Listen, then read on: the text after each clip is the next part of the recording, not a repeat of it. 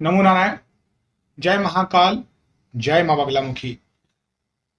देखिए, आज का विषय है कि अगर आप ये 6 काम करते हैं और नियमित रूप से करते हैं, जो कि विशेष महत्वपूर्ण टिप्स है, अगर इन टिप्स को आपने, इन महत्वपूर्ण विषय को आपने अपनी जिंदगी में शामिल कर लिया तो 100% आपको सिद्धि मिल जाएगी।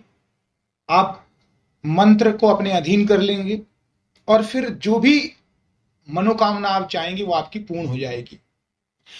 चाहे आप वैदिक सिद्धि करना चाहें या तंत्र की सिद्धि करना चाहिए, कुछ ऐसे नियम और चीजें होती हैं जिनको अगर आप पालन करते हैं तो आपका जो आगे का मार्ग होता है वो सुगम हो जाता है। देखिए, ये सब चीजें जो सिद्धियां होती हैं वो हमेशा साधना से मिल जाती हैं और इसके लिए कुछ जरूरी नियम होते हैं और तपस्या का पालन करना होता है।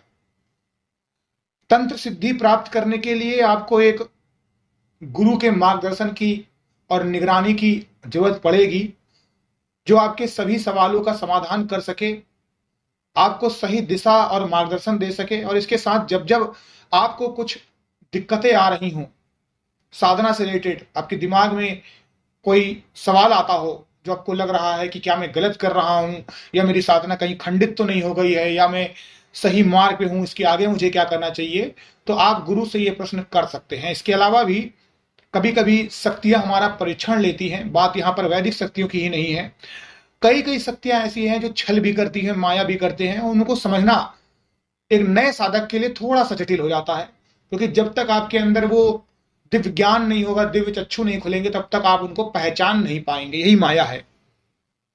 तो आज मैंने चुने हैं 6 ऐसे महत्वपूर्ण पॉइंट, जिन पॉइंट को अगर अपनी जिंदगी में आपने उतार लिया तो 100% आपको हर साधना में सफलता मिलेगी।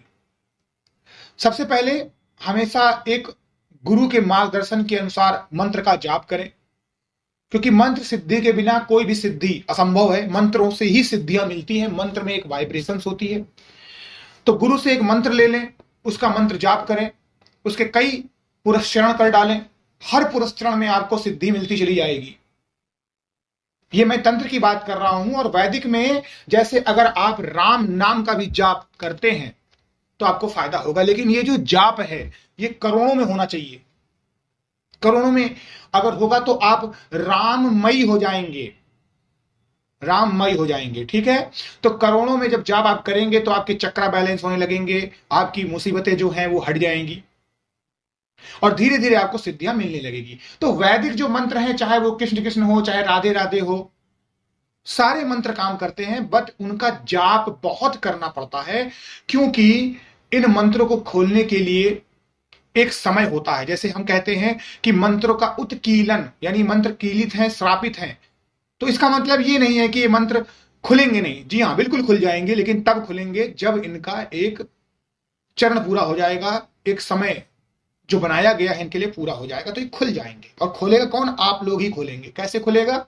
मंत्रों का जाप करके। तो मंत्र जाप एक चुन लें और अपने गुरु के मार्गदर्शन के अनुसार उस मंत्र का जाप करें।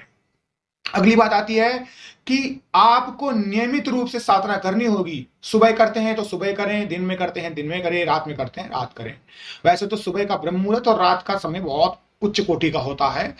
अपनी श्रद्धा अनुसार आप साधना कर सकते हैं, लेकिन टाइम हमेशा एक होना चाहिए, क्योंकि सबसे इंपॉर्टेंट होता है कि आप कितना डेडिकेटेड हैं, कितना डिसिप्लिन है आपके अंदर, अनुशासन अगर आपके अंदर है तो नियमित रूप से आपको पालन करना होगा।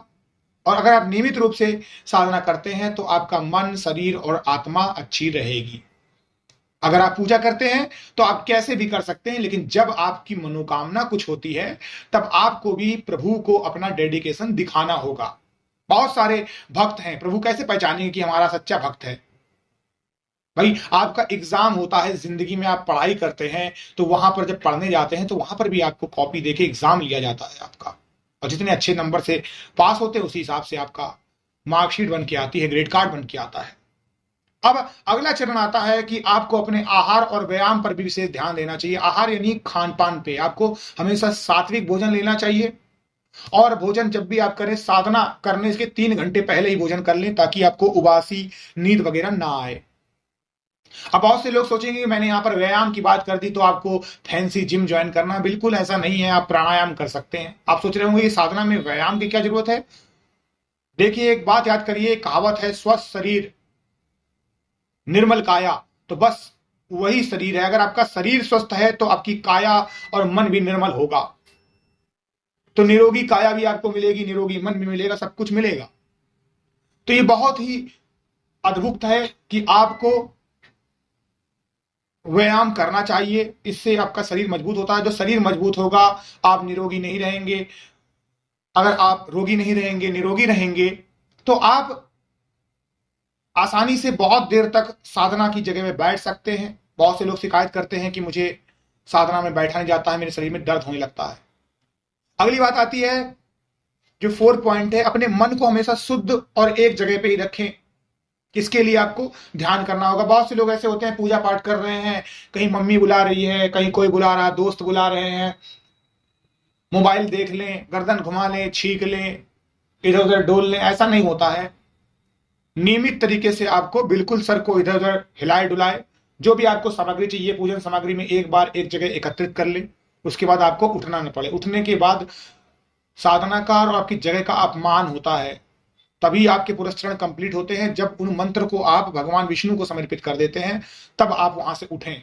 अन्यथा उस दिन की पूजा आपकी बेकार चली जाती है। अगली बात आती है कि जो भी आपका गुरु हो, उनके अनुसार आपको उस मंत्र के विधि विधान को समझना होगा, उस तंत्र के स्वरूप को समझना होगा। उसी हिसाब से ही आपको साधना करनी होगी। अगला चरण है 6 नंबर, आपको अपने गुरु के अनुसार उस साधना को नियमित रूप से चलाना होगा, जिससे आपका मन, शरीर और आत्मा के बीच में सामंजस्य बिठाने में मदद मिले। तो नियमित रूप से साधना करनी होगी। एक पुरस्चरण कंप्लीट हुआ, फिर उसके आगे दूसरा पुरस्चरण कंप्लीट करें। बहुत जो साधनाएं होती हैं उनका एक अक्षरी मंत्र होता है, फिर उसके आगे बढ़ के हम 2 अक्षर का मंत्र लेते हैं, फिर 3 अक्षर लेते हैं, फिर 4 अक्षर लेते हैं। इस तरीके से हम साधना के चरण कंप्लीट करते जाते हैं। हर अक्षर को हम 1,25,000 जपते जाते हैं, मंत्र ऊपर पहुंच जाता है। फिर से स्टार्ट करते हैं, अगली बार 2,25,000 करते हैं, तो यही मंत्र सिद्धि होती है। हर बार आप पुरस्चरण करके एक एक करके सिद्धि प्राप्त करते हैं। तो अगर जिंदगी में आप ये 6 कदम उठाते हैं तो 100 में 100% आपका मन मंत्र जो है वो सिद्ध हो जाएगा, आपको सिद्धि मिल जाएगी। सिद्धि प्राप्त करने के लिए ये जो मैंने पॉइंट चुने हैं ये बहुत ही जरूरी हैं।